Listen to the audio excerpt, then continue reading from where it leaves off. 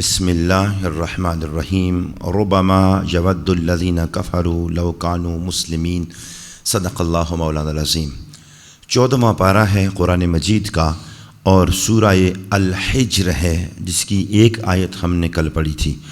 ارشاد باری تعالیٰ ہوتا ہے کافر بہت آرزویں کریں گے کہ کاش وہ مسلمان ہوتے۔ اس وقت جس وقت چونکہ مسلمان جو ہے مومن جو ہے اس نے بالآخر تو جنت میں جانا ہے اور ہمیشہ ہمیشہ کے لیے مسلمان کا ٹھکانہ جنت ہے، لیکن کچھ بد نصیب لوگ وہ ہوں گے جنہیں ان کے گناہوں کی وجہ سے جہنم میں بھیجا جائے گا۔ جتنی سزا ان کی بنتی ہے اتنی سزا کے لیے انہیں جہنم میں بھیجا جائے گا، اور پھر اپنی اپنی سزا پوری کرنے کے بعد بالآخر انہیں جہنم سے نکال لیا جائے گا۔ تو جس وقت مسلمانوں کو سزا پوری ہو جانے کے بعد جہنم سے نکالا جا رہا ہوگا تو مشرک اور کافر جو ہوں گے انہوں نے تو ہمیشہ ہمیشہ کے لیے جہنم میں رہنا ہے، تو ان کے دل میں یہ تمنا پیدا ہوگی کہ کاش ہم بھی مسلمان ہوتے تو ہمیں بھی ان کے ساتھ آج جہنم سے نکال لیا جاتا۔ تو اس کا ذکر اللہ رب العالمین نے اس پارے کی اس پہلی آیت میں اور سورہ مبارکہ کی دوسری آیہ مقدسہ میں ارشاد فرمایا۔ اس کے بعد آقا کریم علیہ السلام سے نبی پاک صلی اللہ تعالیٰ علیہ وسلم سے اللہ پاک ارشاد فرماتا ہے ذرہم یاکلوا ویتمتعوا، آپ انہیں چھوڑ دیں، یہ کھائیں اور مزے اڑائیں، امید ہے انہیں امید نے غفلت میں ڈالے رکھا تو وہ جلد ہی جان لیں گے، یعنی ان کی یہ امید ہے کہ اب ادھر ہی رہنا ہے، دنیا میں ہی کھانا پینا ہے، مزے کرنے ہیں بس۔ تو اللہ پاک نے فرمایا انہیں آپ چھوڑ دیں، انہیں آپ کھانے پینے دیں، مزے کرنے دیں، اور ان کی اس امید نے انہیں غفلت میں ڈالے رکھا ہے کہ ہم نے کون سا مرنا ہے، انہیں موت یاد ہی نہیں ہے، اور یہ تو موت کے قائل بھی نہیں ہیں اور مرنے کے بعد دوبارہ زندگی کے قائل نہیں ہیں، تو ان کی اس امید نے انہیں غفلت میں ڈالا ہے، سو اس لیے آپ ان کو چھوڑ دیں تو وہ جلد ہی جان لیں گے۔ اس کے بعد آگے اللہ رب العالمین نے ہلاک ہونے والی بستیوں کا ذکر کیا ہے اور مشرکین مکہ کا ایک بہت بڑا کبھی فعل جو انہوں نے کیا تھا اس کا ذکر کیا ہے۔ وَقَالُوا يَا أَيُّهَا الَّذِي نُزِّلَ عَلَيْهِ الذِّكْرُ إِنَّكَ لَمَجْنُونَ، انہوں نے نبی پاک صلی اللہ تعالی وسلم پر جہاں دیگر الزامات لگائے، کہا یہ معاذ اللہ ثم معاذ اللہ جادوگر ہیں، کہان ہیں، اسی طرح سے ان کی جانب سے ایک بہت ہی گھناؤنا فعل اور کام یہ کیا گیا کہ انہوں نے کہا کہ نبی پاک صلی اللہ علیہ وسلم معاذ اللہ مجنون ہیں اور ان پر جنون کی سی کیفیت طاری ہے۔ تو اللہ رب العالمین فرماتا ہے کہ محبوب آپ ان سے کہیں کہ جنہوں نے یہ کہا کہ جس پر قرآن مجید نازل کیا گیا ہے آپ مجنون ہیں، اور اس کی آگے اللہ رب العالمین نے سورہ القلم کے اندر پھر اس کو ریجیکٹ بھی کیا اور اس الزام کا جواب بھی دیا جو انہوں نے نبی پاک صلی اللہ تعالیٰ علیہ وآلہ بارک وسلم پر لگایا تھا۔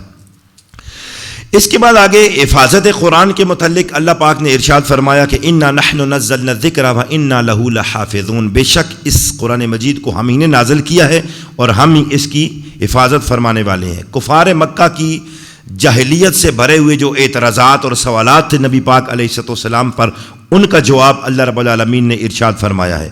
اللہ کی وحدانیت پر دلائل اگلی آیتوں میں دیے گئے ہیں، اور ساتھ یہ ارشاد فرمایا کہ جو شیاطین مردود آسمان کی جانب جایا کرتے تھے خبریں لینے کے لیے، ان سے اب حفاظت کر دی گئی ہے، اور شہاب مبین جو شہاب ثاقب ہے وہ شیطانوں کی جانب جو لپکتا ہے اور انہیں آسمان کی خبریں لانے نہیں دیتا۔ نبی پاک صلی اللہ علیہ وسلم کی دنیا میں تشریف لانے سے پہلے یہ جو جنات ہیں نا، شریر جنات، یہ اڑ کر آسمان کے قریب چلے جایا کرتے تھے اور وہاں فرشتوں کی باتیں سنتے تھے، اور جو باتیں وہاں ملائکہ کرتے ان میں سے کچھ تھوڑی بہت اپنے ساتھ میں بھی ملا ملو کے یہ نجومیوں کے ساتھ ان کے رابطے تھے، کہنوں کے ساتھ، وہ انہیں آ کر بتا دیا کرتے تھے کہ آسمانوں میں یہ فیصلے ہو رہے ہیں اور آگے آگے یہ معاملات ہونے والے ہیں، تو پھر وہ نجومی آگے کی باتیں بتا دیتے کہ یہ ہوگا، کل یہ ہوگا، پرسوں یہ ہوگا، اگلے سال یہ ہونے والا ہے۔ تو جس وقت نبی پاک صلی اللہ تعالیٰ علیہ وآلہ بارک وسلم دنیا میں تشریف لے آئے، آقا کریم علیہ السلام کی ولادت ہو گئی تو شیاطین کا آسمانوں تک رسائی کو منع کر دیا گیا۔ اب کوئی بھی شیطان جن اگر آسمان کی جانب پرواز کرتا ہے تو اس کی طرف آگ کا گولا پھینکا جاتا اور وہ آسمان تک پہنچ نہیں سکتے تھے۔ یہ کس وجہ سے ہوا؟ مصطفیٰ جان رحمت صلی اللہ تعالیٰ علیہ وسلم کی ولادت باسعادت کے بعد۔ اس کے بعد اللہ رب العالمین نے فرمایا دیکھو ہم نے تمہیں پیدا کیا ہے اور زندگی میں تمہاری گزارنے کی جو معیشت کا سامان ہے وہ بھی ہم نے تمہارے لیے دنیا کے اندر رکھا ہے۔ سورہ الحجر میں اللہ رب العالمین نے خوب توحید کے دلائل دیے اور مشرکین کے شرک کا خوب رد کیا ہے۔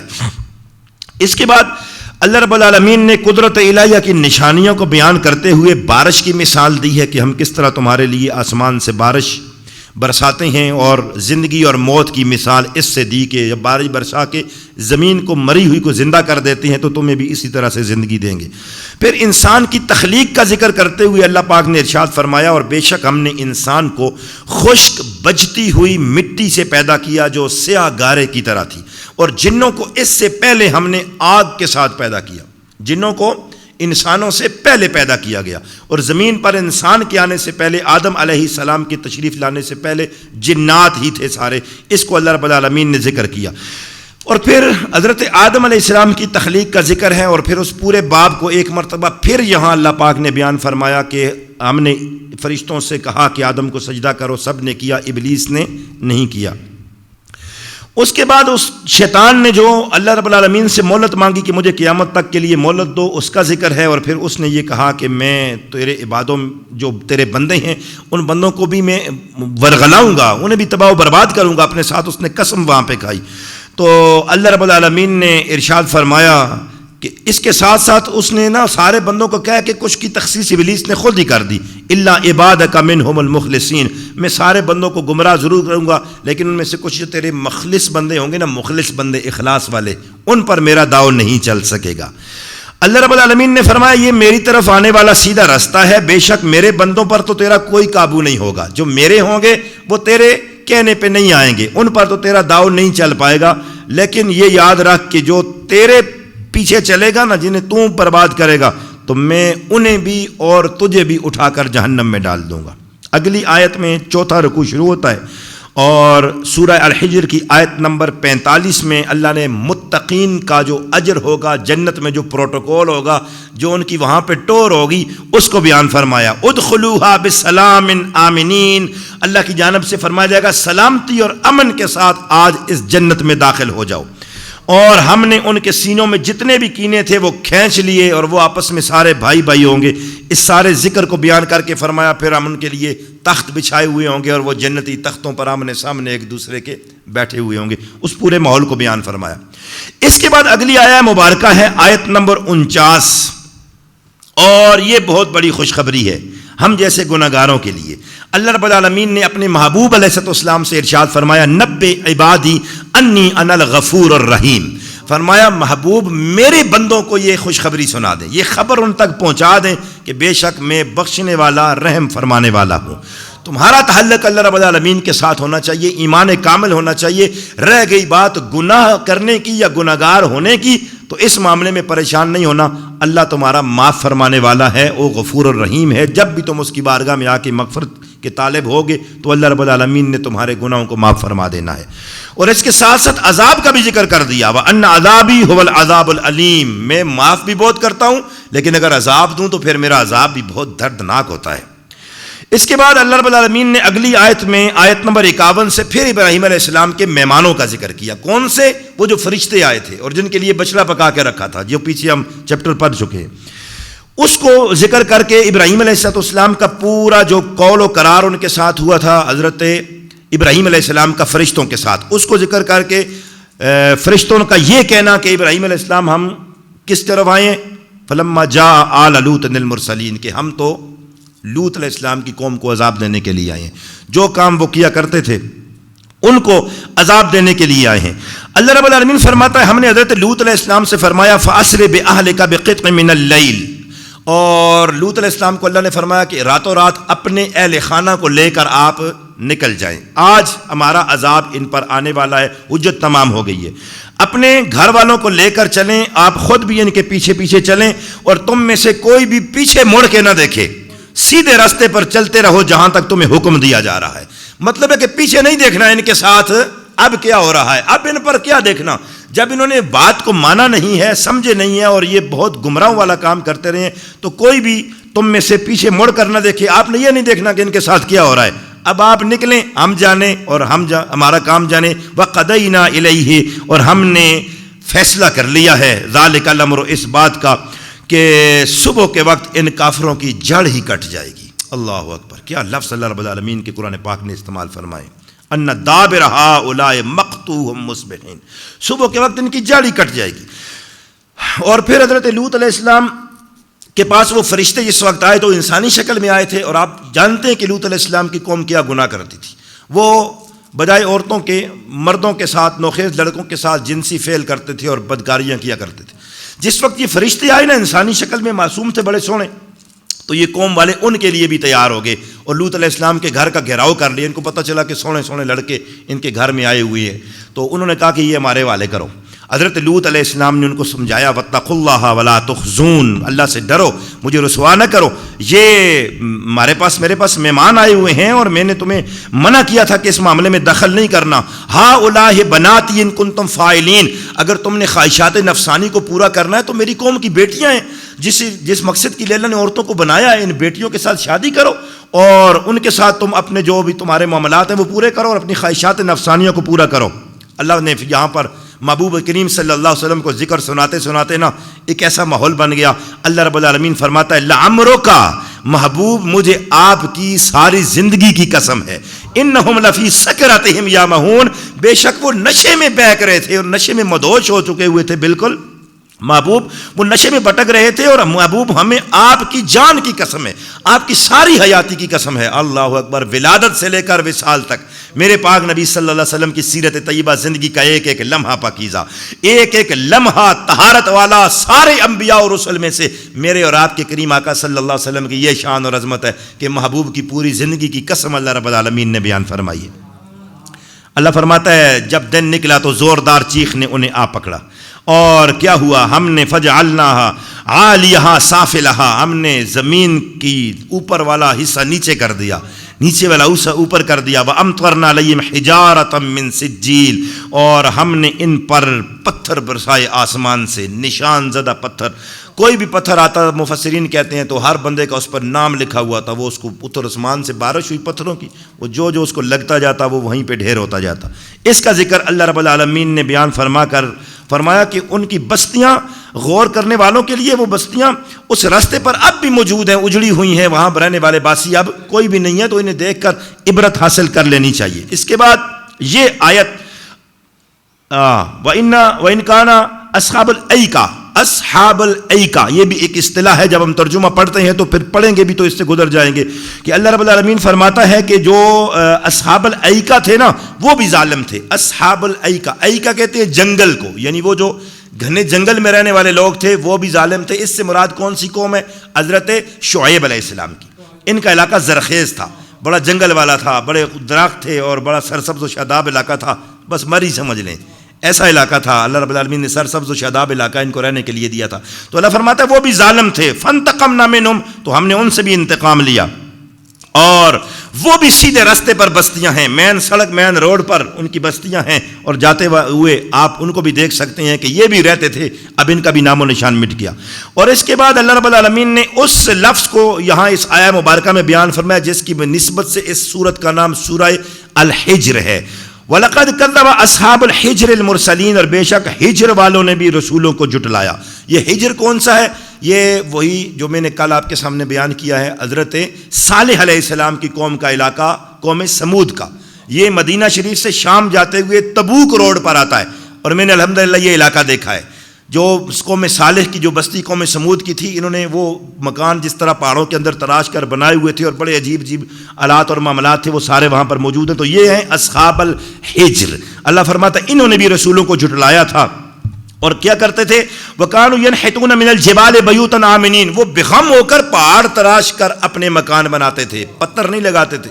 ایسے انہوں نے ایسے پہاڑ پورے بہت بڑی بڑی چٹانیں ہیں نا، تو ان کو کاٹ کے انہوں نے پورے اندر کمرے بنا لیے، اس کے اندر بیڈ بھی پورے پتھر کے ہی تراش کے بنائے ہوئے ہیں، پوری الماریاں، پورے طاق، یعنی ہر شے پتھر استعمال نہیں کیا ہوا، چنائی نہیں کی، اینٹ گارے سیمنٹ کا کوئی کام اس کے اندر نہیں ہوا، بس وہ پتھروں کو تراش کے اندر پورے محل انہوں نے بہت بڑے اونچے مکانات انہوں نے بنائے ہوئے۔ اللہ فرماتا ہے بے خوف تھے، لیکن ہوا کیا؟ فَأَخَذَتْهُمُ الصَّيْحَةُ مُصْبِحِينَ، صبح کے وقت انہیں زوردار چنگھاڑ نے پکڑا تو انہیں ان کی کمائی کچھ کام بھی نہیں آئی۔ اللہ رب العالمین نے زلزلہ بھیج کر اس پوری قوم کو غرق کر دیا۔ آج بستیاں تو ہیں پر رہنے والے نہیں ہیں. کہا یہ ساری بستیاں رستوں کے کنارے ہیں اور گزرتے ہوئے تم دیکھو, عبرت حاصل کرو, اللہ رب العالمین نے تم سے پہلے لوگوں کے ساتھ کیا ہے. اللہ اکبر. کائنات کی تخلیق کی بمقصد اور قیامت کا یقینی وقوع ہونا, یعنی قیامت ضرور آئے گی. آیت نمبر 58 میں اللہ نے بیان فرمایا. اگلی آیت میں اللہ نے فرمایا کہ بے شک تمہارا رب ہی پیدا کرنے والا اور علم والا ہے. آگے آیت نمبر 87 میں پھر سورہ فاتحہ کا ذکر فرمایا. اللہ فرماتا ہے وَلَقَدْ آتَيْنَاكَ سَبْعًا مِّنَ الْمَثَانِي وَالْقُرْآنِ الْعَظِيمِ, اور محبوب آپ کو اللہ نے 7 بار بار دہرائی جانے والی آیتیں عطا فرمائی ہیں اور قرآن عظیم عطا فرمایا. یعنی پورے قرآن کا ذکر کر کے سورہ فاتحہ کو یہ اعزاز حاصل ہے کہ پھر سے ذکر کیا. فرمایا دیکھو علادہ سے ذکر کیا نا, نکھیڑا کر کے, الگ کر کے, نتھار کے قرآن بھی دیا اور یہ 7 آیتیں بھی دی جو دوبارہ بار بار دہرائی جانے والی ہیں. اور پھر محبوب کریم علیہ السلام کو مخاطب کر کے امت کو یہ درس دیا کہ ان کے مال اور اسباب کی جانب نگاہ نہیں اٹھانا, کافروں کے پیسوں سے متاثر نہیں ہونا, ان کی معیشت سے, ان کی زندگی کے کر و فر سے, جاؤ جلال سے آپ نے متاثر نہیں ہونا, اور آپ مسلمانوں کے لیے اپنے بازو رحم کے لیے بچھا دو. اس کے بعد حضور نبی پاک صلی اللہ تعالی وسلم کو حکم ارشاد فرمایا کہ میں ڈر سنانے والا ہوں, اور عذاب سے ڈرانے کا حکم ارشاد فرمایا. اعلانیہ دعوت کا حکم دیا, اور اس کے ساتھ محبوب کریم علیہ السلام کو ارشاد فرمایا انا کفیناک المستہزئین, اے محبوب آپ ان کافروں کو چھوڑ دیں جو آپ کے لیے ہنستے ہیں نا, ان کا مقابلہ کرنے کے لیے ہم کافی ہیں. جو آپ کی توہین کرتے ہیں ان کے لیے ہم نپٹیں گے ہم. اور یہ تاریخ گواہ ہے, نبی پاک صلی اللہ علیہ وسلم کے کسی گستاخ کو اللہ رب العالمین نے زمین پر عزت سے رہنے نہیں دیا. اللہ نے اس کے انتقام لیا اور ذلیل کر کے مارا. ذلیل اور رسوا ہو کر ہر وہ بندہ مرا جس نے رسول پاک صلی اللہ علیہ وسلم کا مذاق اڑایا. سو یہ خاکے بنانے والے بھی ذلیل رسوا ہوں گے, اور ان کی حمایتی اور ان کی ہمدردی رکھنے والے بھی ضرور رسوا ہوں گے, کیونکہ اللہ فرماتا انا کفیناک المستہزئین, مذاق اڑانے والوں, استہزاء کرنے والوں اور توہین کرنے والوں کے لیے ہم کافی ہو جائیں گے. آپ بے غم ہو جائیں, آپ کا دشمن نہیں, ہمارا دشمن ہے, ہم اس سے خوب نمٹ لیں گے. اس کے بعد محبوب علیہ السلام کو تسلی دی, اور تسلی کیا دی دیکھیں, الفاظ دیکھیں. اللہ فرماتا ہے وَلَقَدْ نَعْلَمُ, اور محبوب بے شک ہم جانتے ہیں, انک یضیق صدرک بما یقولون, محبوب ہم جانتے ہیں کہ ان کی باتیں سن کے آپ کا دل دکھتا ہے, آپ کا دل تنگ ہوتا ہے. ہم جانتے ہیں کہ جب یہ ایسی باتیں کرتے ہیں, کوئی مجنون کہتا ہے, کوئی کان, کوئی جادوگر, کوئی کس طرح کی باتیں, آپ کا دل تنگ ضرور ہوتا ہے. لیکن محبوب فسبح بحمد ربک وکن من الساجدین, آپ ان کو چھوڑیے, آپ اپنے دل کی تسلی تشفی کے لیے, غم دور کرنے کے لیے, دل کا بوجھ ہلکا کرنے کے لیے کیا کریں, اللہ کی تسبیح کیا کریں, اللہ کی حمد کریں, سجدہ کریں. مصطفیٰ جان رحمت صلی اللہ علیہ وسلم سے فرماتا ہے. اور پھر ہمارے لیے اس میں درس ہے کہ جب انسان دکھی ہو, غم میں ہو, پریشان ہو, دل ٹوٹا ہوا ہو, دل پہ بوجھ ہو, تو کیسے اترے گا, اللہ کی بارگاہ میں سجدہ ریز ہو جائیں. یہی سرکار مدینہ صلی اللہ علیہ وسلم کا دستور العمل تھا, یہی طریقہ تھا. جب کبھی آقا کریم علیہ السلام پریشان ہوتے تو حضور علیہ السلام فرماتے ارحنی یا بلال بالصلاۃ, بلال نماز کا اہتمام کرو تاکہ نماز پڑھ کے ہم سکون پا لیں. سجدے میں انسان جب جس وقت بھی جاتا ہے نا, تو آپ نے اندازہ کیا ہوگا کہ ساری نماز میں سب سے زیادہ سرور انسان کو سجدے میں آتا ہے, کیونکہ مصطفیٰ جان رحمت صلی اللہ علیہ وسلم نے ارشاد فرمایا بندہ سب سے زیادہ اپنے رب کے قریب حالت سجدہ میں ہوتا ہے. سجدے میں جائے تو اپنے رب کی قربت کی ساری منزلیں طے کر لیتا ہے, ساری دوریاں دور ہوتی ہیں. اس لیے کسی نے کہا کہ سجدے میں کی ہوئی سرگوشی ڈائریکٹ اللہ کے عرش پہ سنی جاتی ہے. تو ہمیں محبوب جب دل آپ کا دکھے, ان کو چھوڑیں, آپ ہماری بارگاہ میں سجدہ ریز ہو جائیں. وَعْبُدْ رَبَّكَ حَتَّى يَأْتِيكَ الْيَقِينُ, اور آخری وقت تک محبوب آپ اپنے رب کی عبادت کرتے رہیں. سورہ الحجر یہاں پہ ختم ہو گئی. 7واں رکوع شروع ہوتا ہے اور سورہ النحل ہے. النحل, سورہ نحل مکی صورت ہے اور اس کی 128 آیتیں ہیں. اور نحل عربی میں شہد کی مکھی کو کہتے ہیں, مخوری جس کو ہم کہتے ہیں اس کو عربی میں شہد کی مکھی کہتے ہیں. اس آیا میں آگے شہد کی مکھی کا ذکر ہے, اس مناسبت سے اس سورت کا نام سورہ النحل ہے. اللہ رب العالمین نے ارشاد فرمایا اللہ کا حکم قریب آ گیا تو تم اس کو جلدی طلب نہ کرو. یعنی کہ یہ پہلی آیا, اور مشرکین کہتے تھے پھر عذاب لاؤ نا, قیامت لاؤ نا, کب آئے گی, کب مریں گے, کب اٹھیں گے. تو اللہ رب العالمین نے فرمایا جلدی نہ کرو, بس آنے والی ہے, عنقریب تمہارے پاس پہنچنے والی ہے اور آ جائے گی. وحی کے ساتھ فرشتوں کے نزول کے متعلق اللہ کا جو دستور اور قاعدہ ہے اس کو اللہ نے بیان فرمایا. آسمانوں اور زمین کی تخلیق کا ذکر فرمایا, اور اس کے ساتھ یہ ذکر فرمایا کہ ہم نے انسان کو ایک نطفے سے پیدا کیا ہے. یعنی ایک شخص تھا, مشرکے میں سے ابی بن خلف، وہ ایک دن ہڈی ایک اٹھا کے لے آیا، گلی سڑی ہوئی ہڈی، اس نے نبی پاک صلی اللہ علیہ وسلم کے سامنے پیش کی، ہڈی سامنے رکھ کے کہنے لگا یہ بھی اٹھے گا قیامت والے دن، اس کو بھی زندہ کیا جائے گا، یہ گلی سڑی ہڈی یہ بھی اٹھے گی؟ تو اللہ رب العالمین نے ارشاد فرمایا اس کو کہو کہ خلق الانسان من نطفۃ فاذا هو خصیم مبین، اب جھگڑے کرتا ہے کہ یہ اٹھے گا وہ اٹھے گا، ہم نے انسان کو نطفے سے بنایا ہے، پانی کا ایک قطرہ ہے جس سے ہم نے اس کو بنا دیا ہے، اگر پانی کے قطرے سے انسان ہم بنا سکتے ہیں تو اس ہڈی سے بندے مردے کو مرے ہوئے کو اٹھانا بھی ہمارے لیے کوئی مشکل نہیں ہے، یہ تو پہلے اپنی تخلیق پر تو غور کرو، تم کہاں سے آئے ہو؟ اس کے بعد آگے اللہ رب العالمین نے جانوروں کا ذکر کیا ہے آیت نمبر 5 میں، فرمایا یہ جو تمہارے لیے جانور اللہ رب العالمین نے پیدا کیے ہیں اس میں تمہارے لیے گرم لباس بھی ہے اور بہت سارے فائدے بھی ہیں، بہت سارے منافع ہیں، وَمِنْهَا تَأْكُلُونَ، تم ان میں سے کچھ جانوروں کو کھاتے بھی ہو، یعنی تم ان میں سے اون یا بال اتار کے لباس بھی بناتے ہو، کمبل چادریں بھی بناتے ہو، خیمے بھی بناتے ہو، اور کچھ کا تم گوشت بھی کھاتے ہو، تمہارے لیے ان میں زینت ہے جب تم انہیں شام کو واپس لاتے ہو اور جب چرنے کے لیے چھوڑتے ہو، یعنی صبح جب انسان کسی نے مال رکھا ہو، مویشی بکریاں رکھی ہوں تو وہ باڑے سے نکال کے سب جو چرانے کے لیے نکالتا ہے، ایک ایک بات کو کیسے کیسے اللہ نے بیان کی، تو اس کی ایک الگ ہی ٹور ہوتی ہے، وہ لوگ دیکھتے ہیں یار دیکھو اس کے پاس کتنا مال ہے، امیر آدمی ہے، یہ دیکھو کروڑ پتی، کتنی بکریاں اس کے پاس ہو گئی ہیں، اتنی گائیں اس کے پاس جمع ہو گئی ہیں، تو اللہ فرماتا ہے صبح لے کر جاتے ہوئے بھی شام کو آتے ہوئے بھی تمہاری ایک ٹور ہوتی ہے، جمفی ولکم فیہا جمال، تمہارے لیے اس میں جمال ہوتا ہے، خوبصورتی ہوتی ہے جب لے کر جاتے ہو، وَتَحْمِلُ أَثْقَالَكُمْ إِلَىٰ بَلَدٍ لَمْ تَكُونُوا بَالِغِيهِ إِلَّا بِشِقِّ الْأَنفُسِ، اور اس کے ساتھ اللہ نے تمہارے لیے کچھ وہ جانور بھی پیدا کیے ہیں جن پر بوجھ لاد کر تم ایک شہر سے دوسرے شہر میں لے جاتے ہو، جنہیں تم خود اٹھا کر ایک مشقت کے بغیر لے کر جا نہیں سکتے، گدے پر، گھوڑے پر، اونٹ پر سامان لاتے ہو اور آسانی کے ساتھ لے جاتے ہو، تمہارا رب مہربان ہے اور رحم فرمانے والا ہے۔ پھر آگے علاوہ کر کے ذکر بھی کر دیا، والخیل، اللہ نے تمہارے لیے گھوڑوں کو پیدا کیا، والبغال، اور خچر پیدا کیے، والحمیر، اور گدے پیدا کیے، لترکبوها وزینۃ، تاکہ تم ان پر سوار بھی ہو اور یہ تمہاری زینت کا ذریعہ بھی بنے، وَيَخْلُقُ مَا لَا تَعْلَمُونَ، اور اللہ رب العالمین تمہارے سامان اٹھانے اور سواری کے لیے وہ بھی پیدا کرنے والا ہے جنہیں تم نہیں جانتے، یعنی اس وقت سواری کے جانور تو یہی تھے نا جس وقت یہ قرآن پاک کی آیت نازل ہو رہی تھی، تمہارے لیے گدے ہیں، گھوڑے ہیں اور خچر ہیں، اور یہ اللہ نے تمہاری سواری کے لیے اور تمہاری زینت کے لیے پیدا کیے ہیں کہ جب گھوڑے پر ایک بندہ بیٹھا ہوا تو اس کا ایک الگ ہی جمال ہوتا ہے، لیکن اللہ فرماتا ہے یہی نہیں ہے، اس کے علاوہ بھی ہم کچھ چیزیں پیدا کرنے والے ہیں جن کا تمہیں علم نہیں ہے، وہ کون سی چیزیں ہیں؟ آج کوئی شے بھی سواری کے لیے استعمال ہوتی ہے، ہوائی جہاز ہے، ریل ہے، گاڑیاں ہیں، موٹریں ہیں، کاریں ہیں، ٹرینیں ہیں، کچھ بھی ہے، وہ اس میں ہے وَيَخْلُقُ مَا لَا تَعْلَمُونَ، اور اللہ رب العالمین تمہاری سواری کے لیے وہ چیزیں بھی پیدا فرمانے والا ہے جن کا تمہیں ابھی علم نہیں ہے اور تم نہیں جانتے ہو، تو یہ سارا کچھ بھی اللہ رب العالمین کی عطا سے ہوا۔ 8واں رکوع شروع ہوتا ہے، مالک کونین نے بارش کی مثال دے کر پھر اپنی قدرت کو سمجھایا کہ آسمان سے بارش برساتے ہیں، زمین کو تمہارے لیے مسخر کیا، رات دن کو مسخر کیا، سورج چاند کو تمہارے لیے مسخر کیا، اور پھل پیدا کیے، زمین کی پیداوار ہے، سمندر کی تسخیر اور اس کے فائدے، فرمایا هو الذی سخر البحر لتاکلوا منه لحما طریا، اللہ نے تمہارے لیے سمندر کو مسخر کر دیا ہے اور تم سمندر سے تازہ گوشت نکال کے کھاتے ہو، کیا؟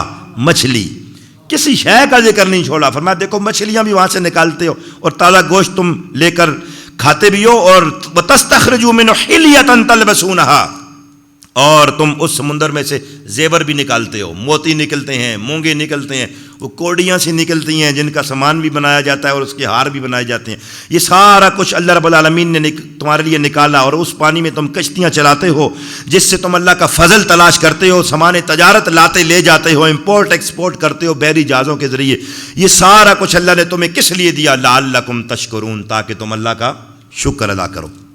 اس کے بعد بتوں کے پجاریوں کو اللہ رب العالمین نے نصیحتیں کی ہیں، بتوں کی حقیقت کو بیان فرمایا کہ وہ سارے خود مردے ہیں، وہ بے جان ہیں، ان میں جان ہی نہیں ہے، وہ تو کسی شے کو پیدا ہی نہیں کر سکتے، وہ خود بنائے ہوئے ہیں، انہیں کسی شے کی خبر نہیں ہے، لیکن وَإِلَٰهُكُمْ إِلَٰهٌ وَاحِدٌ، یہ سارے کے سارے جھوٹے خدائیں، معبود ہونے کے لائق ان میں سے کوئی بھی نہیں ہے، معبود صرف ایک ہے جو اللہ وحدہ لا شریک ہے۔ 9واں رکوع شروع ہوتا ہے، اللہ رب العالمین نے آخرت کے منکروں کا حال بیان فرمایا کہ ہم تکبر کرنے والوں کو پسند نہیں کرتے، ارشاد فرمایا کہ جو کچھ ظاہر کرتے ہو، جو کچھ چھپاتے ہو، ہم سارا کچھ جانتے ہیں۔ اس کے بعد اللہ رب العالمین نے ارشاد فرمایا کہ وہ لوگ جو قرآن مجید فرقان حمید کو جھوٹی کہانیاں کہہ رہے ہیں ان کا انجام بیان فرمایا۔ 10واں رکوع شروع ہوتا ہے، اللہ نے سابقہ جتنے بھی نافرمان تھے ایک مرتبہ پھر ان کا ذکر بیان فرمایا کہ جو سابقہ منکر جتنے بھی تھے ان کے ساتھ ہم نے کیا حشر کیا ہے، اور پھر کافروں کی موت کا حال بیان فرمایا۔ الذین تتوفاہم الملائکۃ ظالمی انفسہم، وہ جو اپنی جانوں پر ظلم کرتے ہیں ان کے پاس جس وقت فرشتے آتے ہیں ان کو موت دینے کے لیے تو ان کا کیا حال ہوتا ہے، کس طرح سے ان کی موت کو نکالتے ہیں غصے کے ساتھ ان کو مارتے ہوئے، اور جو شدت موت کے وقت روح نکالتے ہوئے کفار پر ہوتی ہے اس کو اللہ رب العالمین نے بیان فرمایا۔ جہنم کے دروازوں کا ذکر فرمایا۔ اس کے بعد قرآن مجید نے اہل ایمان کا طرز عمل اور نیک لوگوں کا صلہ بیان فرمایا ہے۔ موت کے وقت پرہیزگاروں کے ساتھ جو فرشتوں کی کرم نوازیاں، مہربانیاں، شفقتیں ہوتی ہیں ان کو بیان فرمایا کہ سونی صورت میں نیک لوگوں کے پاس فرشتے آتے ہیں، خوشبودار کفن ہوتا ہے اور اس کو آ کر مرحبا بھی کہتے ہیں اور سلام بھی کہتے ہیں، آخرت کی خوشخبری بھی سناتے ہیں، اس کا ذکر اللہ رب العالمین نے بیان فرمایا۔ گزری ہوئی قوموں کی تاریخ سے سبق سیکھنے کا پھر اللہ پاک نے بیان فرمایا ہے۔ اس کے بعد اگلی آیت ہے اور یہاں سے 11واں رکوع شروع ہو رہا ہے۔ اللہ پاک نے پھر سابقہ امتوں کی ہلاکتوں کے مقامات دیکھنے کا ذکر کیا کہ جاؤ ان کی بستیاں دیکھو جنہیں ہم نے تباہ و برباد کر دیا ہے۔ رسولوں کی دعوت، امتوں کا حال بیان فرمایا ہے۔ پھر اللہ رب العالمین نے گمراہوں سے متعلق نبی پاک صلی اللہ تعالیٰ علیہ وسلم کو تسلی عطا فرمائی ہے۔ یہاں سے آگے 12واں رکوع ہے۔ اللہ رب العالمین نے مہاجر صحابہ کرام کی عظمت اور شان کو بیان فرمایا۔ مرنے کے بعد دوبارہ اٹھائے جانے کی 2 وجوہات بیان فرمائی کہ ہم تمہیں پھر دوبارہ کیوں اٹھانے والے ہیں۔ قرآن مجید نازل کرنے کا کیا مقصد ہے، آیت نمبر 44 میں اللہ رب العالمین نے بیان فرمایا۔ اس کے بعد اگلی آیت میں کفار مکہ کو مختلف عذابوں کی وعید سے ڈرایا گیا۔ کیا یہ بے خوف ہو گئے ہیں کہ اللہ انہیں زمین میں دھنسا دے یا انہیں چلتے پھرتے پکڑ لے یا ان پر کوئی اور عذاب آ جائے؟ یہ اس سے ڈرتے نہیں ہیں، بے خوف ہو گئے ہیں۔ اور اس کے بعد اللہ رب العالمین نے ارشاد فرمایا جو کچھ زمینوں اور آسمانوں میں ہے اور جو بھی فرشتے ہیں وہ سارے کے سارے اللہ رب العالمین کی بارگاہ میں سجدہ ریز ہیں۔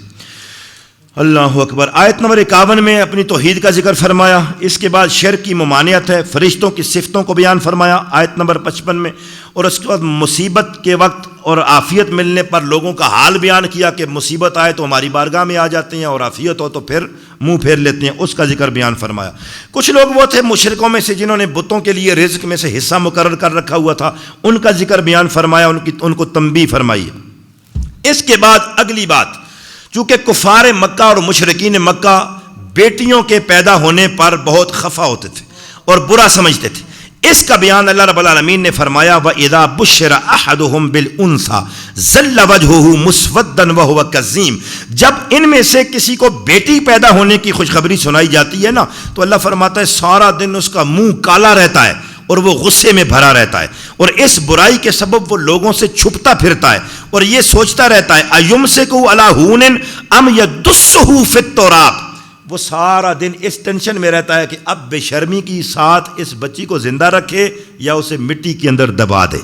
اس حال کو اللہ رب العالمین نے مشرکین کی جہالت کو بھی بیان فرمایا اور اسلام کا نور بھی بیان فرمایا کہ وہ معاشرہ تھا جہاں بیٹی پیدا ہونا شرم کا باعث تھا، اور جس کو بتایا جاتا کہ بیٹی پیدا ہوئی سارا دن منہ کالا کر کے اندر اس طرح چھپا رہتا جس کو منہ کالا ہو گیا ہے، غصے میں رہتا، سوچتا رہتا، ٹینشن میں، اور اس کو کار چھوڑا تانے لوگوں نے سننا رہما یا اس کی زمین بھی پر دبائی سٹا، سارا دن یہ سوچتا رہتا۔ لیکن اسلام کا نور ہے، مصطفیٰ جان رحمت نے بیٹی کو اللہ کی رحمت قرار دیا اور خود اس طرح سے پالا پوسا ہے کہ اپنی بیٹی سیدہ فاطمہ زہرا سے وہ پیار کر کے دکھایا ہے کہ کائنات میں ایسی کوئی مثال نہیں ملتی کہ کسی باپ نے اپنی بیٹی سے وہ پیار کیا ہو۔ خود اٹھ کر کھڑے ہو کر اپنی بیٹی کا استقبال کرتے، سیدہ فاطمہ زہرا کا ہاتھ پکڑ کر چومتے، اپنی جگہ پر بٹھاتے، عزت اور توقیر وہ عطا فرمائی۔ اور اس کے ساتھ ان کا یہ گھناؤنا ایک کام یہ تھا کہ وہ کہتے تھے فرشتے اللہ کی بیٹیاں ہیں۔ مشرکین کیا کہتے ہیں؟ فرشتے اللہ کی بیٹیاں ہیں۔ اللہ فرماتا ہے یہ کتنے ناانصاف ہیں، اپنے لیے تو بیٹیاں قبول نہیں ہیں اور اللہ کے لیے کہتے ہیں بیٹیاں ہیں۔ اگر تمہیں بیٹیاں اچھی نہیں لگتی تو پھر بتاؤ اللہ نے بیٹیاں کس لیے رکھی ہوئی ہیں؟ اگر بیٹی کا وجود تمہیں اچھا نہیں لگتا، جو شاید تمہیں اچھا نہیں لگتی وہ اللہ کے ساتھ منسوب کی ہوئی ہے، اس کو اللہ رب العالمین نے بیان کر کے رد فرمایا۔ آگے آیت نمبر 66 ہے اور 66 نمبر آیت میں اللہ رب العالمین نے یہاں سے آگے 15واں رکوع شروع ہوتا ہے۔ مالک کونین نے اپنی توحید اور قدرت پر ایک اور دلیل بیان فرمائی، فرمایا وَإِنَّ لَكُمْ فِي الْأَنْعَامِ لَعِبْرَةً، تمہارے لیے چوپاؤں کی زندگی میں بھی بہت بڑی عبرت اور نمونہ اور مقام غور اللہ نے رکھا ہے. غور فرمائیے گا. اللہ اپنی قدرت کی ایک اور نشانی بتا رہا ہے. فرمایا آؤ جانوروں چوپایوں کے پاس کھڑے ہو کر اللہ کی قدرت پر غور کرو. کیا نسقیکم مما فی بطونہ من بین فرث و دم لبنا خالصا سائغا للشاربین. اس جانور کے وہ بھینس ہے, گائے ہے, اونٹنی ہے, بکری ہے یا بھیڑ ہے, اس کے پاس کھڑے ہو کر دیکھو, ہم ان کے پیٹوں میں سے گوبر اور خون کے درمیان سے ہم تمہارے لیے خالص دودھ نکالتے ہیں. اور اس دودھ میں ہم گوبر اور خون کے درمیان میں سے نکلتا ہے, لیکن اس میں ہم گوبر کی بو بھی نہیں ملنے دیتے اور خون کی سرخی کی ملاوٹ بھی نہیں ہونے دیتے, بالکل خالص. سائغا للشاربین, جو پینے والے کے گلے سے آسانی کے ساتھ اتر جاتا ہے. آگے تم خالص نہ بیچو تو یہ تمہارے کرتوت ہیں, تم پانی ڈالو, پاؤڈر ڈالو, مکس کرو, جو بھی کرو یہ تم آگے کرتے ہو. ہم مکسنگ کر کے ملاوٹ کر کے نہیں دیتے, ہم جب تمہیں دودھ دیتے ہیں تو وہ بالکل پیور اور خالص ہوتا ہے. اور اس کے ساتھ فرمایا ومن ثمرات النخیل. آج بھی ہمیں science science science science science کرنے والے بہت ہیں, ترقی ہو گئی, ٹیکنالوجی ہے, آئی ٹی ہے, فلانا ہے, یہ ہے, وہ ہے, تو کہتے ہیں سب کچھ ٹھیک ہے, لیکن سائنس پوری ترقی کرنے کے باوجود آج تک ایسی مشین تو نہیں بنا سکی نا کہ ایک سائڈ سے گھاس ڈالتے جاؤ تو دوسری سائڈ سے دودھ نکلتا جائے. یہ تو اللہ رب العالمین نے ہی بنایا اور یہ اس کا کارخانہ ہے, قدرت ہی ہے. اور صبح قیامت تک کے لیے ظاہر ہے سائنس جو دوسرے علوم ہیں وہ سارے تو قرآن میں سے نکلتے ہیں, اور قرآن تو اللہ رب العالمین کا کلام ہے, اس کا مقابلہ کون کر سکتا ہے؟ تو قدرت الہیہ کا مقابلہ کون کرے گا؟ پھر فرمایا من ثمرات النخیل والعناب, اور ہم نے کھجور اور انگوروں کے پھل تمہارے لیے بنائے ہیں, تم اس میں سے نبیذ بھی بناتے ہو, شربت بناتے ہو, اور ویسے بھی کھا لیتے ہو, اس سے شربت بھی بنا کر استعمال کرتے ہو. اس کے بعد اگلی آیت میں آیت نمبر 69 ہے, اللہ فرماتا ہے وَأَوْحَىٰ رَبُّكَ إِلَى النَّحْلِ, اور ہم نے تمہارے رب نے, اے محبوب آپ کے رب نے شہد کی مکھی کے دل میں یہ بات ڈال دی ہے. کیا؟ ان اتخذی من الجبال بیوتا ومن الشجر ومما یعرشون, کے پہاڑوں میں اور درختوں میں اور چھتوں میں گھر بنائے. ثم کلی من کل الثمرات فاسلکی سبل ربک ذللا, اور پھر ہر قسم کے پھلوں سے وہ رس چوسے اور اپنے رب کے نرم و آسان رستوں پر چلتی رہے. شہد کی مکھی کی مثال اللہ رب العالمین نے یہاں پر بیان فرمائی ہے. اوحیٰ ربک الی النحل, یہ ہے لفظ نخل, شہد کی مکھی, جس کی نسبت سے سورت کا نام سورہ النحل ہے. شہد کی جو مکھی ہے نا, یہ ایک بہت عجوبہ ہے, اور اس کا پورا سسٹم جو ہے نا اتنا ایک منظم نظام ہے کہ انسانوں کے اندر بھی اتنا ڈسپلن والا نظام اور کوئی بھی نہیں ہے جو شہد کی مکھی کا ہے. بہت بڑا عجوبہ ہے شہد کی مکھی کا. یہ شہد کی مکھی اتنی عقل مند ہوتی ہے کہ یہ اگر ہزاروں لاکھوں کلومیٹر دور بھی سفر طے کر کے چلی جائے تو یہ اپنے گھر کا راستہ نہیں بولتی, چھتے کا راستہ نہیں بولتی, درمیان میں ہزاروں چھتے ہوں, لیکن یہ جس چھتے سے اڑ کر گئی ہے یہ مڑ کر واپس اس چھتے میں ہی لازمی آتی ہے. اور ان کا پورا ایک ڈسپلن, ایک نظام ہوتا ہے. شہد کی جتنی مکھیاں چھتے میں بیٹھی ہوتی ہیں نا, اس میں ان کی پوری فوج ہوتی ہے. ایک ہوتی ہے ان کی سردار, جس کو یاسوب کہتے ہیں, وہ باقی مکھیوں سے جسامت میں تھوڑی بڑی ہوتی ہے. اور پتہ ہے اس کی ٹور کیا ہوتی ہے؟ اس کے ساتھ باقاعدہ سیکورٹی گارڈ ہوتے ہیں. 50 شہد کی مکھیاں اس کے ساتھ حفاظت پر مامور ہوتی ہیں, اس کے کام کاج کرتی ہیں. جتنے بھی بچے نکالنے ہوتے ہیں یہ اس کی ڈیوٹی ہوتی ہے. باقی مکھیاں بچے, ساری شہد کی مکھیاں بچے نہیں نکالتی. انڈے صرف اس نے دینے ہوتے ہیں, باقیوں کا کام وہ انڈے سنبھالنے ہوتے ہیں. باقی ساری مکھیاں کارکن ہوتی ہیں اور اپنا اپنا کام ہوتا ہے ان کا. کچھ مکھیاں صرف چھتے کی صفائی پر مامور ہوتی ہیں, اور کچھ مکھیاں باہر چھتے کی سیکورٹی پر ہوتی ہیں. ان کا اور کوئی کام, وہ شہد نہیں بناتی, وہ کہیں نہیں جاتی. وہ اس شہد کا جو چھتا ہوتا ہے نا مکھیوں کا, اس کے باہر وہ سیکورٹی گارڈ کے طور پر بیٹھی رہتی ہیں. دوسرا کوئی کیڑا مکوڑا, دوسری مکھی اس کو چھتے کے قریب نہیں آنے دیتے, اس پر یہ عملہ آور ہو جاتی ہیں. کچھ مکھیاں وہ ہوتی ہیں جن کی ڈیوٹی ہوتی ہے کہ وہ جا کر رس چوستی ہیں, اور رس چوس کر لا کر وہ اس سے شہد بناتی ہیں. باقاعدہ اگر ان کام کرنے والی, جنہیں کارکن مکھیاں کہا جاتا ہے, ورکر بیز, جو کام کرنے والی مکھیاں ہیں, ان میں سے اگر کوئی ڈیوٹی میں کمی کوتاہی کرے تو باقاعدہ اس کو سزائے موت دی جاتی ہے, اور باقی مکھیاں مل کر اس کا سر کاٹ کے جدا کر دیتی ہیں. یہ پورے کا پورا ان کا ایک ڈسپلن اور نظام ہوتا ہے. ایک شہد کی مکھی, اللہ فرماتا ہے دیکھو ہم نے اس کے دل میں یہ بات کیا ڈالی کہ وہ چھتا بنائے. یہ چھتا بھی ایک عجوبہ ہے. جیومیٹری کا جو علم ہے وہ خود اس پر حیران ہے کہ اس کا جو چھتا بنتا ہے نا شہد کی مکھی کا, اس کا ہر خانہ مسدس شکل کا ہوتا ہے, 6 کونوں والا. جو 6 کونوں والا خانہ ہوتا ہے اس کو کیا بولتے ہیں؟ مسدس. جو برابر 4 کونوں والا ہوتا ہے اس کو کیا بولتے ہیں؟ مربع.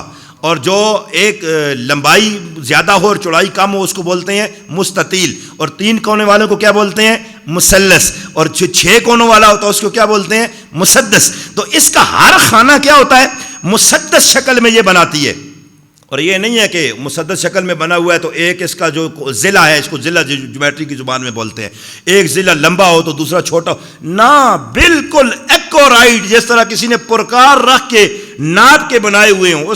اس کے جو اس کا خانہ ہوتا ہے اس خانے کے 6 کونے بالکل لینتھ کے حوالے سے بالکل برابر ہوتے ہیں, اور یہ کوئی ماہر کاریگر ناپ تول کیے بغیر نہیں بنا سکتا, لیکن اللہ نے ایک مکھی سے یہ کام لے رہا ہے.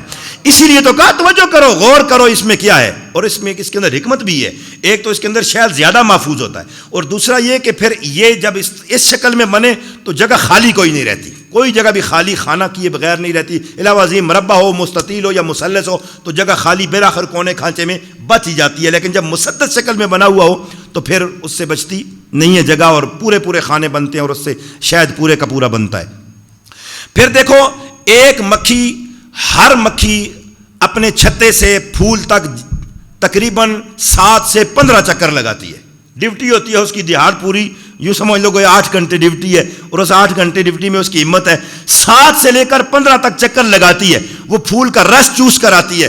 اور ایک بات اور بہت مزے کی ہے, میں نے اس کو پڑھا نا, اسی لیے تو کہتے ہیں نا قرآن میں تفکر کرو تو راہ کھولیں گے, اللہ کی قدرت کی کاملہ تمہارے اوپر کیسے آئی.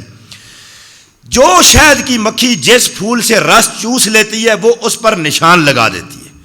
بعد میں آنے والی مکھی اس نشان کو سمجھ جاتی ہے کہ اس پھول سے رس چوسا ہوا ہے, اتنے ٹائم ضائع نہیں کرنا, یہاں محنت کر کے ٹائم نہیں ضائع کرنا, کسی دوسرے پھول کا یا پھل کا یا کومپل کا رس چوسنا ہے. اور وہ جو اس کے اندر ہوتا ہے نا موم سا, کیا بولتے ہیں اس کو, چھتے میں ایک تو شہد ہوتا ہے, ایک موم ہوتا ہے. اس موم کے لیے ہمارے یہاں ہری پور کی زبان میں اس کو ستھا بولتے ہیں. ستھا نرم موم ہوتا ہے, اور موچی لوگ اس کو دھاگا سخت کرنے کے لیے استعمال کرتے ہیں. جو جوتیوں کی سلائی کرنے کے لیے دھاگا سخت کرنا ہو تو ان موچیوں کے پاس وہ رکھا ہوتا ہے. وہ الگ سے درختوں کی کونپلوں میں سے ایک لیس دار مادہ ہوتا ہے, وہ الگ سے چن کے لاتی ہیں اور اس کے ساتھ چھتے کی لپائی کرتی ہیں. اور آپ کو ایک اور بات بھی بتاؤں, یہ شہد کی مکھیوں میں سے کچھ مکھیوں کی ڈیوٹی ہوتی ہے, وہ ایگزاسٹ فین کی طور پر کام کرتی ہیں, اور ان کا کام ہوتا ہے چھتے کے اندر موجود گندی ہوا کو باہر نکالنا. یہ مکھی بولتی ہے تو بن بناٹ کی آواز اس کی زیادہ آتی ہے نا, اس کی وجہ کیا ہے پتہ ہے؟ اس کی وجہ یہ ہے کہ سارے حشرات الارض میں سے, ساری مکھیوں میں سے, حشرات الارض میں سے یہ اپنے پر بہت تیزی کے ساتھ ہلاتی ہے, ایسے یوں. محققین نے کہا ہے کہ 1 منٹ میں شہد کی مکھی 14,400 دفعہ اپنے پر ہلاتی ہے, جس کی وجہ سے جدھر جاتی ہے تو بن بناٹ کی آواز اس وجہ سے زیادہ آتی ہے, باقی مکھیوں کی نہیں آتی جیسا اس کی آتی ہے. تو یہ ایگزاسٹ کے طور پر پورا صفائی کا سسٹم بھی ہوتا ہے, تب یہ شہد تیار ہوتا ہے, ایویں نہیں ہو جاتا. اللہ رب العالمین نے پھر اس شہد کے اندر کیا رکھا ہے, مالک کونین ارشاد فرماتا ہے کہ ہم نے شہد کی ان مکھی, یہ پورا ایک نظام اور ڈسپلن ہے. کبھی کبھی ان کی جو سردار ہوتی ہے نا مکھی یاسوب, یہ دورے پر بھی نکلتی ہے, یہ وزٹ کرتی ہے ان کے ساتھ کہ چلو آؤ میں تمہارے ساتھ جاؤں, کون کون سے پھل کہاں سے پھول چوس کے لاتی ہو. اور جس وقت یہ نکلتی ہے تو بعض اوقات اس کے جو ورکرز ہوتے ہیں ساتھ سیکورٹی گارڈ ارد گرد سے گھیر لیتے ہیں اس کو, یہ گھیرے میں اس کو حفاظت میں لے کر جاتے ہیں پورا پروٹوکول کے ساتھ, اور بعض اوقات اس کو اٹھا کر لے کے جاتے ہیں, اور بعض اوقات اس کے واپس آ کر تھکاوٹ ہونے پر اس کے جسم کی مالش اور صفائی تک کا اہتمام کرتے ہیں, جن کی ڈیوٹی اس کے ساتھ لگی ہوئی ہوتی ہے. اس حد تک اہتمام ہوتا ہے. نر مکھیاں تھوڑی ہوتی ہیں, نر کوئی تھوڑی سی ہوتی ہیں, اور یہ بھی آپ حیران ہو جائیں گے, وہ جو نر ہوتے ہیں نا وہ جفتی صرف اس سردار کے ساتھ کرتے ہیں, باقیوں کے ساتھ باقی انڈے نہیں دیتی, باقیوں کا کام شہد اور اس کے بچوں کو سنبھالنا ہوتا ہے. اور یہ بھی آپ اس میں سے سن لیں کہ شہد صرف مادہ مکھیاں بناتی ہیں, نر نہیں بناتے. نر کا کام شہد بنانا نہیں ہے, اس کا کام وہ جو نر گنے چنے ہوتے ہیں, اور اس کے بعد وہ یا تو مر جاتے ہیں, نہ مریں تو ان کو مار دیتے ہیں, جب بچے پیدا ہو جائیں تو پھر ان کو مار بھی دیتے. پورا ایک سسٹم ہے. بہرحال اس کو جتنا آپ پڑھیں گے تو یہ تو بہت لمبی تحقیق ہے. اللہ فرماتا ہے ہم نے شہد کی مکھی کے دل میں یہ بات ڈال دی ہے کہ پہاڑوں میں, درختوں میں, چھتوں میں اپنے گھر بناؤ, اور ہر قسم کے پھلوں میں سے کھاؤ, اور اپنے رب کے نرم اور آسان راستوں پر چلتی رہو. آگے اللہ فرماتا ہے یخرج من بطونها شراب مختلف الوانہ فیہ شفاء للناس. پھر اس کے پیٹ سے مختلف رنگ کا ایک شربت نکلتا ہے جس میں اللہ نے لوگوں کے لیے شفا رکھی. رنگ علیحدہ ہوتا ہے، کبھی تو یہ سرخی مائل ہوتا ہے، کبھی زردی مائل ہوتا ہے، کبھی سفید سا لیسدار ہوتا ہے، رنگ علیحدہ ہوتے ہیں. بہرحال اللہ رب العالمین نے مجموعی طور پر شفا تمہارے لیے شہد میں رکھی ہے، نص قرآن سے ثابت ہے.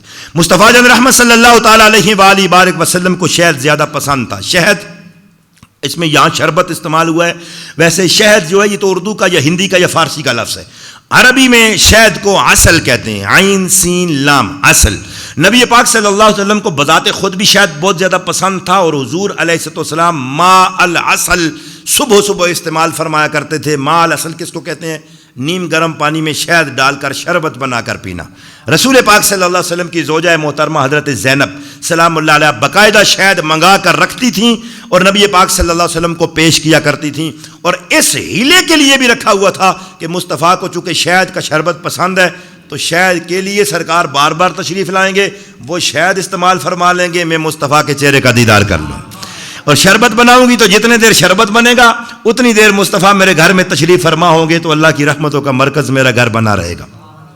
آقا کریم علیہ السلام نے ارشاد فرمایا کہ جو بندہ ہر مہینے 3 دن شہد چاٹے، صبح کے وقت ہر مہینے میں 3 دن شہد کو چاٹے، اللہ رب العالمین اس پورے مہینے میں اسے کوئی بڑی مصیبت نہیں پہنچنے دیتا. آقا کریم علیہ السلام نے فرمایا 2 چیزوں میں شفا ہے، انہیں لازم رکھو، ایک قرآن ہے اور دوسرا شہد ہے. حضور پاک صلی اللہ علیہ وسلم کے پاس ایک شخص آیا، بخاری شریف کے اندر یہ حدیث مبارکہ موجود ہے. اس نے آ کر عرض کی، یا رسول اللہ، آقا کریم میرا بھائی بیمار ہے، اس کا پیٹ خراب ہو گیا ہے، پیٹ کا مسئلہ ہے اس کو. تو نبی پاک صلی اللہ علیہ وسلم نے ارشاد فرمایا کہ جاؤ اس کو شہد پلاؤ. تو جا کے اس نے شہد پلایا، تو ظاہر شہد گرم ہوتا ہے، اس وقت تاثیر گرم رکھتا ہے، تو وہ حالت پہلے سے زیادہ خراب ہو گئی، پیٹ اس کا اور زیادہ خراب ہو گیا. وہ نبی پاک صلی اللہ تعالیٰ علیہ وآلہ وسلم کے پاس آئے اور آ کر کہنے لگا، یا رسول اللہ، آقا جی میں نے شہد پلایا ہے تو حالات تو پہلے سے زیادہ بگڑ گئے ہیں، اس کی حالت زیادہ خراب ہو گئی ہے. سرکار نے فرمایا جاؤ اور شہد پلاؤ. دوسری مرتبہ شہد پلایا تو اور زیادہ. پھر مڑ کے آیا، حضور زیادہ ہو گیا، فرمایا اور پلاؤ. تیسری مرتبہ پھر فرمایا کہ جاؤ شہد ہی پلاؤ اور پلاؤ. پھر مڑ کے واپس آیا تو آقا کریم صلی اللہ علیہ وسلم کی خدمت میں آ کے عرض کرنے لگا، یا رسول اللہ اب تو حالت زیادہ خراب ہو گئی ہے، اب چھوڑ نہیں رہا مصطفیٰ جان رحمت صلی اللہ علیہ وسلم فرما رہے تو پلا بھی رہا ہے، لیکن آ کر صورتحال سے بھی آگاہ کر رہا ہے.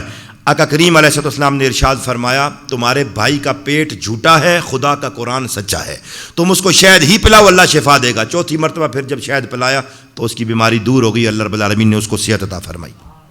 اللہ فرماتا ہے ان فی ذلک لآیات لقوم یتفکرون، اس میں اللہ رب العالمین نے فکر والوں کے لیے نشانیاں رکھی ہیں. اللہ اکبر. اور پھر اس کے بعد انسان کی اپنی زندگی پر مثال دی. اللہ فرماتا ہے وہی ہے جس نے تمہیں پیدا کیا، وہی تمہاری جان کو قبض کر لے گا. کوئی تم میں سے تھوڑی عمر کی طرف پھیر دیا جاتا ہے، منکم من یرد الی ارذل العمر، تم میں سے کوئی آخری عمر کی طرف، یعنی کوئی بہت بوڑھا ہو جاتا ہے. لکی لا یعلم بعد علم شیئا، کہ علم رکھنے کے بعد پھر کچھ نہیں جانتا. مطلب انسان اتنا بوڑھا ہو جاتا ہے کہ پھر بچہ ہو جاتا ہے، پھر اس کو عقل سلامت نہیں رہتی، پھر وہ محتاج ہو جاتا ہے چلنے پھرنے کا بھی، کھانے پینے کا بھی. تو یہ سارا پروسیس اللہ رب العالمین نے بیان فرمایا، بت پرستوں کا رد کیا ہے، اور اللہ کی قدرت کاملہ مومن اور کافر کی ایک مثال کو بیان فرمایا. پرندوں کی پرواز میں قدرت الہی کی نشانیاں ہیں، رہائش اور لباس کو بیان فرمایا، قرآن مجید کے اوصاف کو آگے بیان فرمایا. 19واں رکوع شروع ہوتا ہے، اللہ فرماتا ہے بے شک اللہ تمہیں حکم دیتا ہے عدل کرنے کا، احسان کرنے کا، رشتہ داروں کو دینے کا، بے حیائی اور بری بات سے اور ظلم سے منع کرتا ہے، اور تمہیں نصیحت کرتا ہے تاکہ تم نصیحت حاصل کرو. وعدوں کو پورا کرنے کا، قسموں کو توڑنے سے منع فرمایا.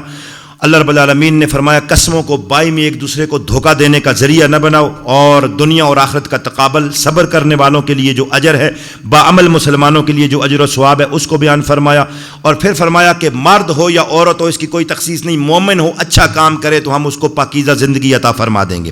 پھر آگے اللہ نے فرمایا جب تم قرآن پڑھنے لگو تو شیطان مردود سے پناہ مانگ لیا کرو. فَإِذَا قَرَأْتَ الْقُرْآنَ فَاسْتَعِذْ بِاللَّهِ مِنَ الشَّيْطَانِ الرَّجِيمِ. اس کے بعد 20واں رکوع ہے، کفار کے ہنسنے کا پھر اور مرتدوں کے لیے وعید اور ہدایت سے محروم لوگوں کی سزا کو بیان فرمایا ہے. دنیا کی محبت جو ہے اس کی مذمت کو بیان کر کے اخروی